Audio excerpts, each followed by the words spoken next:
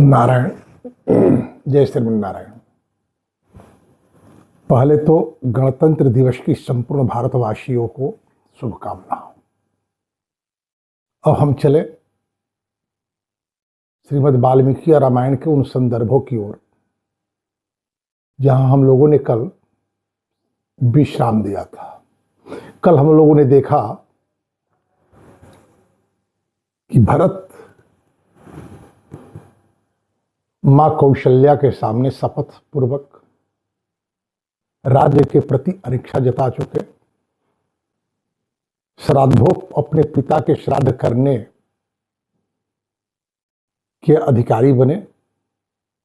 श्राद्धोपरांत राज्यकर्मियों के द्वारा भरत को राज्य पद प्राप्त करने के लिए प्रेरित किया गया, जिसके उत्तर में उन्होंने आर्य राम को वापस बुलाने के लिए वन जाने की इच्छा जताई। साथ ही अयोध्या की सेना, अमात्य वर्ग, पुरोहित वर्ग आदि को लेकर जाने की इच्छा जताई। इसके लिए मार्ग निर्माण और मार्ग में विश्राम की व्यवस्था करने का उन्होंने निर्देश दिया। यथा समय त्वरित गति से मार्ग निर्माण आदि हो जाने की सूचना उन्हें दी गई।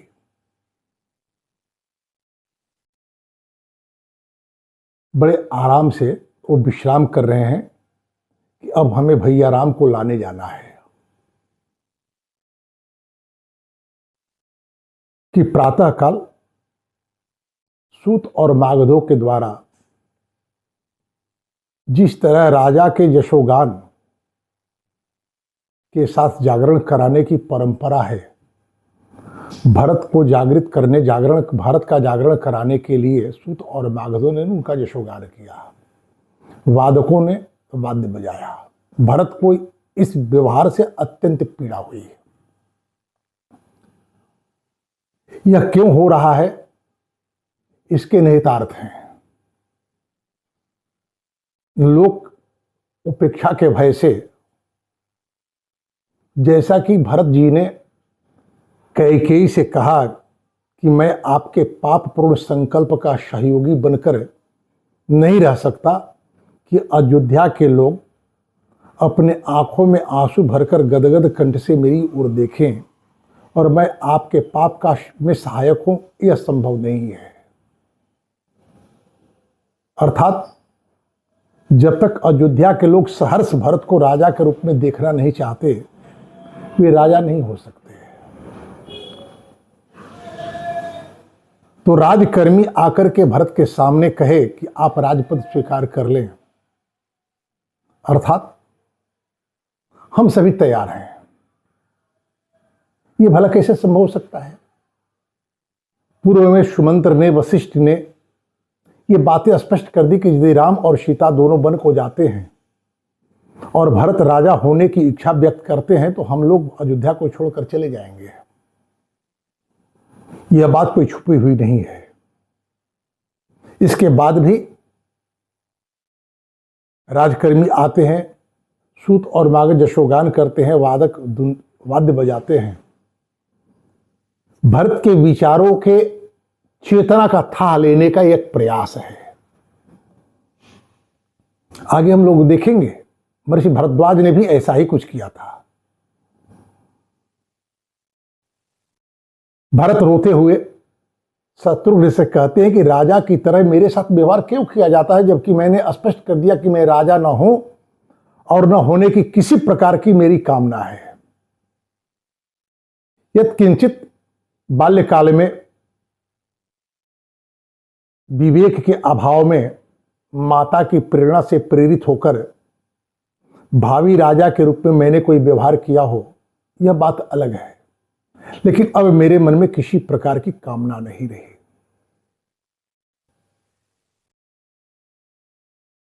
इस भरत के रुदन को सुन रानियां भी रोती हैं कि इसी समय महर्षि वशिष्ठ इक्ष्वाकु परंपरा से चले आते शासन व्यवस्था का संचालन केंद्र राज्यसभा में प्रवेश करते हैं और प्रवेश करते ही प्रतिहारियों को आदेश देते हैं कि जाकर इस राज्य के ज्ञानी और निरपेक्ष ब्राह्मणों को बुलाया जाए। वो स्वामी तुलसीदास जी लिखते हैं, सचिव वैद्य गुरु तीन जो जो बोल ही प्रिय भय आस, राज धर्म तन तीन के होई बेगही नास। कैसे ब्राह्मण? जो ज्ञानी हो और किसी समूह के प्रति आग्रही न हो, उनके जीवन में, उनके उद्देश्य में केवल और केवल राष्ट्र प्रथम की भावना हो, ऐसे ब्राह्मणों को बुलाया जाए, क्षत्रियों को बुलाया जाए, वैश्यों को बुलाया जाए। भरत और शत्रुघ्न के साथ भरत के मामा युधाजीत को भी बुलाया जाए। भाई, अयोध्या के राज्य व्यवस्था के निर्णय में कैकेयी देश के राजकुमार युधाजीत की क्या आवश्यकता? इसके निहितार्थ हैं। हमने कल आप लोगों से निवेदन किया था कि जब ननिहाल से भरत चलने लगे तो उन्हें जो उपहार दिया गया, वहां अंतपुरेति समृद्धान व्याघ्रवीर्य बलोपनमान दंष्टा युक्तान महाकायन सूनस चोपायनम ददौ। अंतपुर में संपुष्ट किए गए बाघ की तरह बलशाली बड़े दाढ़ और दांतों वाले कुत्ते दिए गए उपहार में, घोड़े दिए गए, हाथी दिए गए। ये सारे के सारे उपहार सामरिक हैं। कैकेयी और कैकेयी का पीहर आरंभ से ही यह स्वप्न सजोए हुए थे कि अयोध्या के राज्य पर भरत को ही अधिष्ठित होना चाहिए, करवाया जाएगा। ऐसा क्यों? पूर्व में हमने आपसे चर्चा की थी, थोड़ा सा संकेत। शंबरासुर के साथ युद्ध में कैकेयी के द्वारा आहत दशरथ की रक्षा की जाती है। कृतज्ञता ज्ञापित करने के लिए ये उपहार देने के लिए प्रस्तुत होते हैं कि कैकेयी यह कहते हुए कि कभी फिर मैं मांग लूंगी, महाराज दशरथ को प्रेरित की संबंध की निरंतरता को बढ़ाने के लिए। बड़ी रूपसी थी कैकेयी। मंथरा ने उसके रूप का वर्णन किया है और उसी रूप पर आकर्षित होकर महाराज दशरथ कैकेयी का संकेत पा अश्वपति से कैकेयी का हाथ मांग लेते हैं। कैकेयी का पिता अश्वपति कहते हैं कि राजन, आपका तो विवाह हो चुका है, पर दशरथ कहते उससे कोई संततियां नहीं है। अर्थात कैकेयी से मैं विवाह करूंगा और कैकेयी से ही पुत्र संतान हो, ऐसा मैं प्रयास करूंगा। महाराज दशरथ ने ऐसा किया भी। वनगमन की आज्ञा लेने गए महाराज आर्य श्री राम से कौशल्या कहती हैं कि कैकेयी के आने के बाद महाराज के किसी पुरुषार्थ का कोई भी सुख मुझे प्राप्त नहीं हुआ। स्वयं महाराज दशरथ भी कहते हैं कैकेयी से कि कैकेयी, जो कौशल्या जिस अधिकार की अधिकारिणी थी, उस अधिकार से वंचित कर दी गई मेरे द्वारा केवल तुम्हारे लिए। यह संयोग ही था कि कैकेयी से भी कोई पुत्र नहीं हुआ। यज्ञ का आयोजन हुआ। यज्ञ में तो धर्मपत्नी बैठती सकती है, अधिकारिणी बनकर, काम पत्नी नहीं। और धर्मपत्नी तो कौशल्या थी। उनको यज्ञ में सहयोगी होने का सौभाग्य प्राप्त हुआ और यज्ञ का जो प्रसाद मिला उस पर पहला अधिकार कौशल्या का हुआ। कैकेयी के और महाराज दशरथ के न चाहने के बाद भी कौशल्या को वह प्रसाद मिला और कैकेयी को प्रेम पूर्वक उन्होंने दिया आधा भाग। कौशल्या संस्कारगत धर्मतः अपने भाग से सुमित्रा को दी। शिष्टाचार निभाने के लिए कैकेयी ने भी अपने भाग से आधा कर सुमित्रा को दे दी। इस तरह कौशल्या को पहले प्रसाद मिला तो प्रथम पुत्र की अधिकारिणी बनी। दूसरे क्रम में कैकेयी को मिला तो महाराज दशरथ के यहाँ राम के बाद दूसरा पुत्र भरत के रूप में कैकेयी के गर्भ से जन्म लिया और दोनों ने आधा आधा भाग पहले कौशल्या पुनः कैकेयी दी। तो कौशल्या के भाग से पहले लक्ष्मण पुनः कैकेयी के भाग से शत्रुघ्न प्राप्त हुए। स्वाभाविक रूप से लक्ष्मण राम के प्रति और शत्रुघ्न ने भरत के प्रति झुकाव रखे। ये बात आपको समझनी होगी कि कैकेयी का विवाह जिन शर्तों के साथ हुआ उस शर्त के अनुसार कैकेयी और कैकेयी के पीहर के लोग सदा ही यह अपेक्षा रखते कि भले ही कौशल्या को प्रथम पुत्र हो गया हो लेकिन राजा भरत को ही होना चाहिए।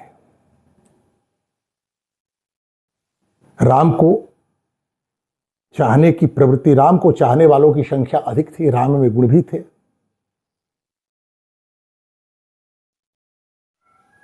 परिस्थिति विषम न हो पाए इसलिए कैकेयी 100 वर्ष तक राम राजा रहे, उसके बाद भरत को राज्य मिले। यह बात महाराज दशरथ से कह करके और बंद कर ली।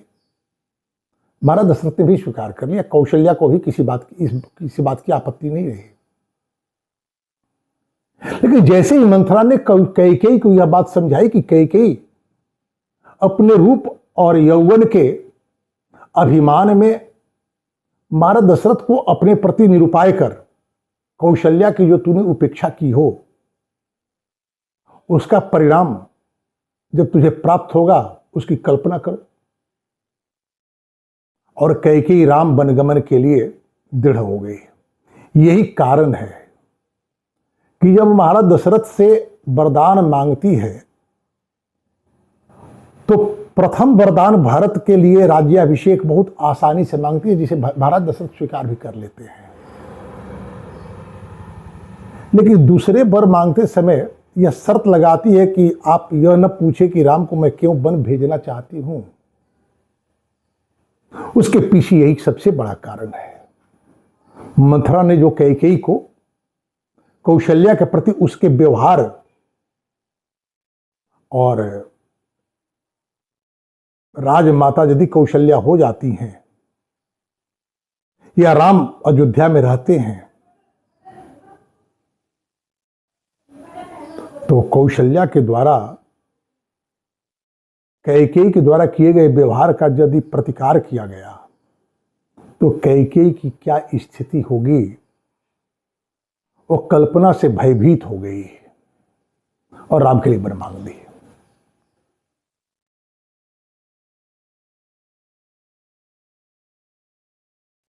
युधाजित भरत को दिए हुए उपहार जो उनके नाना के द्वारा दिया गया उसे लेकर आते हैं अयोध्या में।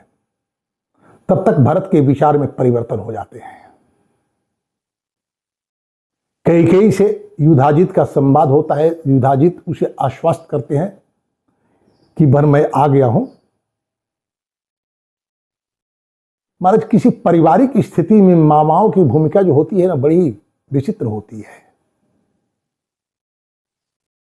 यदि भांजे सजग न हो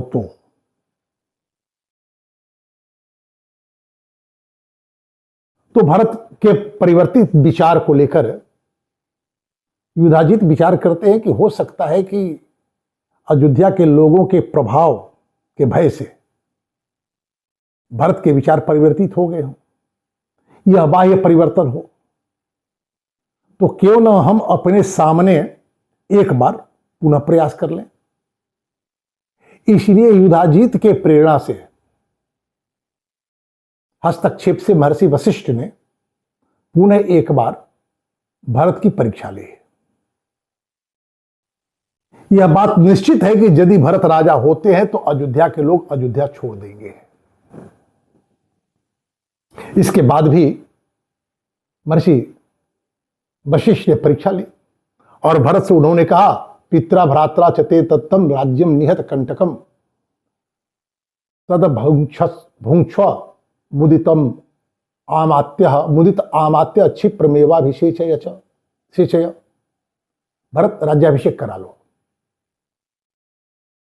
हम सभी आमात्य प्रसन्न हैं कि यह निष्कंटक राज तुम्हारे पिता और भाई दोनों ने दिया है।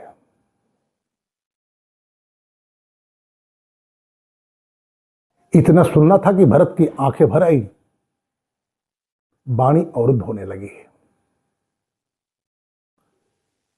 और उन्होंने कहा कि कथम दशरथ जातो भवेत राज्यापहारकः राज्यम चाहम च रामस्य धर्मम वक्तुम यारसे। हे महर्षि, हे गुरुदेव, ये कैसे संभव है? यदि मैं महाराज दशरथ का पुत्र हूं तो अपने ही बड़े भाई के राज्य का आहरण कर लूं।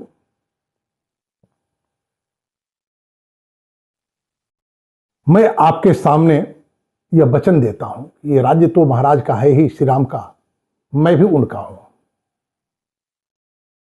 आपको कुछ भी कहते समय धर्म का विचार करना चाहिए। अनार्य दुष्टम अश्वर्ग्यम कुर्यम पापम हम यदि इक्ष्वाकुणाम लोके भवेयम कुल पांसनः। यदि मैं ऐसा करता हूं तो संसार में अनार्य कहा जाऊंगा, स्वर्ग आदि उत्तम लोक मुझे प्राप्त नहीं होंगे। और सबसे बड़ी बात है कि इक्ष्वाकु वंश के लिए मैं कलंकी घोषित किया जाऊंगा। कुल परंपरा के विपरीत में कार्य करूंगा, क्योंकि परंपरा यही है कि जो बड़ा होता है वही राजा होता है। यदि उसमें किसी प्रकार के दुर्गुण ना हो तो हमारे राम में क्या उनसे दुर्गुण है? आप ही बतलाइए। राम राज्याभिषेक का प्रस्ताव जब महाराज दशरथ लाए थे, उन्होंने यही ना कहा था कि बेटा मुझसे गुण में तुम अधिक हो, जी हमारे अरिमित्र उदासी सभी राम प्रिय जय विधि मोहि। सभासदों के सामने उन्होंने कहा था कि राम को जितना मुझे प्रिय है उतने ही मेरे मित्र शत्रु और उदासियों को भी प्रिय है। इनमें सारे गुण है राजा होने के। कैकेयी भी इस बात को स्वीकार की थी मंथरा से। तो कहते कि मैं अपने कुल का कुलंगार नहीं बनना चाहता महर्षि। यदि मात्रा कृतम पापम नाहम तदपि रोचे इहस्तो बन दुर्गस्थम नमश्यामि कृतांजलि। अपने माता के द्वारा किए गए पाप का मैं समर्थन कदापि नहीं कर सकता। वन में रहने वाले आर्य राम को मैं यहीं से हाथ जोड़कर प्रणाम करता हूं। राम एवानुगच्छामि स राजा द्विपदाम्बरः त्रयाणाम अपि लोकानाम राघवो राज्यमर्हति। हम राम का अनुगमन करेंगे जिस तरह भैया लक्ष्मण कर रहे हैं। राम को राज्य दे देंगे, हम वहीं रह लेंगे। तदवाक्यम धर्म संयुक्तम श्रुत्वा सर्वे सभासदः हर्षन मुमुचु अश्रूणि रामे निहित चेतसः। भरत के इस धर्म सम्मत वचनों को सुनने के बाद सारे सभासदों के आंखों में हर्ष के आंसू छलछलाने लगे। भरत जी कहते सर्वोपायम तो वर्तिष्ये निवर्ति तुम बलात् समक्ष आर्य मिश्राणाम साधुनाम गुणवर्तिनाम। आप सभी चले मेरे साथ। मैं हर प्रकार से प्रयत्न करूंगा कि मेरे आर्य राम अयोध्या लौट आए। इसके लिए हमने व्यवस्था कर दी है। विष्टि कर्मांतिका सर्वे मार्ग शोधन दक्षका प्रस्थापिता मया पूर्वम यात्रा च मम रोचते। सवैतनिक और अवैतनिक श्रमिकों के द्वारा मार्ग निर्माण हो चुका है। अब तो यात्रा ही एकमात्र मेरा अभिष्ट है।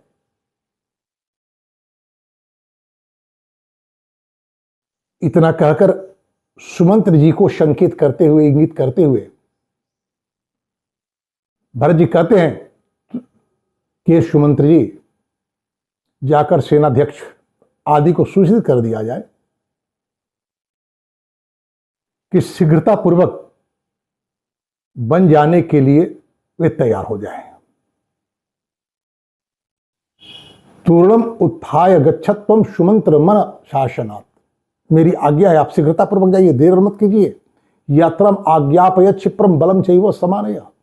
सभी लोग सन्नद्ध हो जाएं चलने के लिए। सुमंत्र जी जाते हैं। सेनानायक, नगराध्यक्ष आदि को सूचित करते हैं। ता प्रहिष्टा प्रकृतियो बलाध्यक्षा बलस्य च श्रुत्वा यात्रम समाज्ञाप्तम राघवस्य निवर्तने। सुमंत्र के द्वारा यह सुनकर कि भरत आर्य राम को लौटाने के लिए बन जाने वाले हैं और हम सबों को साथ ले जाने की इच्छा रखते हैं, शीघ्रतापूर्वक लोग तैयार होने लगे। विलंब नहीं हुआ। महर्षि वशिष्ठ के पास खड़े हैं। सुमंत्र जी आते हैं, पुनः उनसे कहते हैं कि मेरे लिए रथ तैयार किया जाए। जो रानियां चलना चाहती है उनके लिए भी पालकी आदि की तैयारी की जाए। यात्रा आरंभ होती है। उस यात्रा में व्यवस्था बनती है कि किसका वाहन आगे रहेगा, किसका पीछे रहेगा।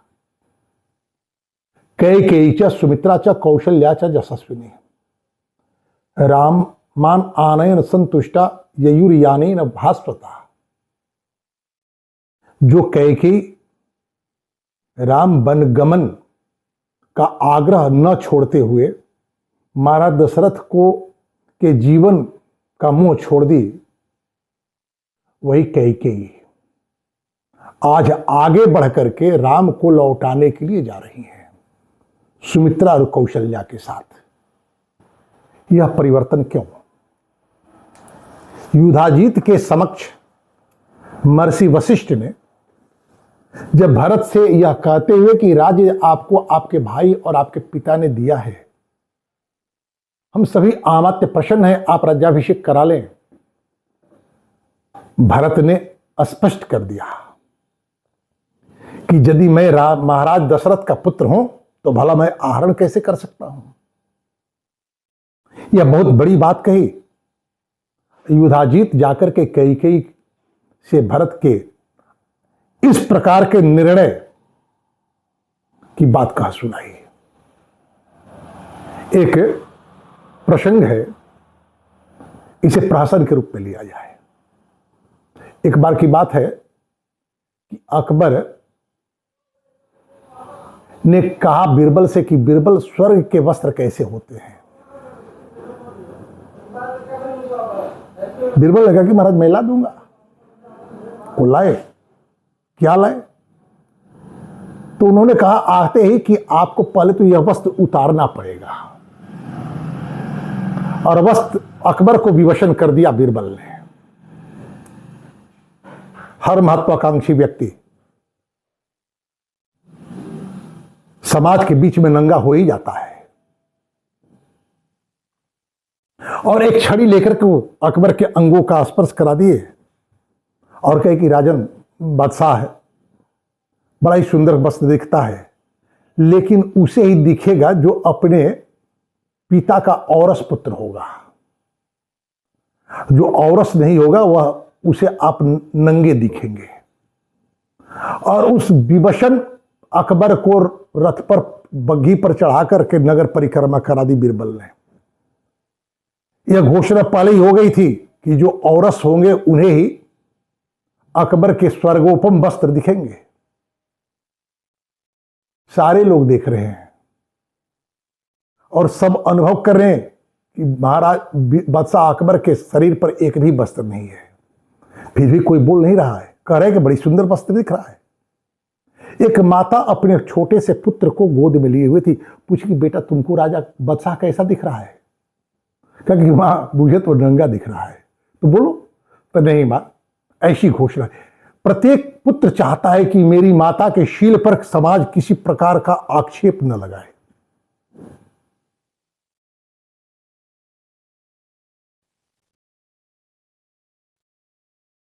महर्षि वशिष्ठ ने भी कहा था कि यदि भरत राजा दशरथ के पुत्र हुए तो बिना प्रसन्नता दिए पूर्वक दिए राज्य को स्वीकार नहीं करेंगे। और जिस तरह से राज्य देने का प्रयत्न कराई, बाध्य कराई कैकेयी, वो सभी जानते हैं। और आज भरत ने भी कह दिया कि महाराज मैं यदि दशरथ का पुत्र हूं तो भला राज्य का आहरण कैसे कर सकता हूं। एक ऐसी रेखा खींच दी भरत ने कि अब कैकेयी कोई दूसरा प्रयत्न न करे, जीत का सहारा जो ली है या अंतिम उसका सहारा हो। आज इसी के साथ वाणी को विराम। हर संतान का यह कर्तव्य होता है कि समाज में उसके माता और पिता के शील गौरव का संवर्धन हो। इसके लिए पहली आवश्यकता है कि वह कुलागत परंपराओं का व्यक्तिगत आग्रह में या एक समूह विशेष के आग्रह में उसकी अवज्ञा न करो। आज इसी के साथ वाणी को विराम। जय श्री श्रीमन्नारायण।